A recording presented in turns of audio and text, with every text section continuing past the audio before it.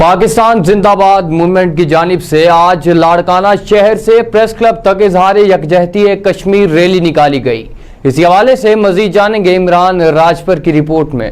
جی، پورے ملک کی طرح آج لاڑکانہ میں پاکستان زندہ باد موومنٹ کی جانب سے لاڑکانہ شہر سے پریس کلب تک اظہار یکجہتی کشمیر ریلی نکالی گئی۔ اس ریلی کی قیادت غلام محی الدین منگی بھائی، خلیل جعفری، عمران علی راجپر، احمد اکبر پھل اور وہ دیگر ریلی شرکا نے خطاب کرتے ہوئے کہا کہ نیت کشمیریوں پر جو ظلم برپا ہوا ہے اس کو ہم سخت الفاظ میں مذمت کرتے ہیں اور مودی حکومت کو شکست دے کے رہیں گے اور شکست نصیب ہوگی۔ کشمیر کل بھی ہمارا تھا اور آج بھی ہمارا ہے انشاءاللہ، اور کشمیر پاکستان بن کے رہے گا۔ جبکہ اس ریلی میں پاک فوج، پاکستان زندہ باد اور پاکستان ایک ہے کے نعرے لگائے گئے۔ پاک فوج اور پاک عوام اور پاکستان کے بھی نعرے لگائے گئے اور آخر میں ریلی شرکا نے مودی سرکار کو اور مودی کا پتلا جلایا گیا۔ کیمرہ مین فیصل میر کے ساتھ عمران علی راجپر، راز نیوز سکھر۔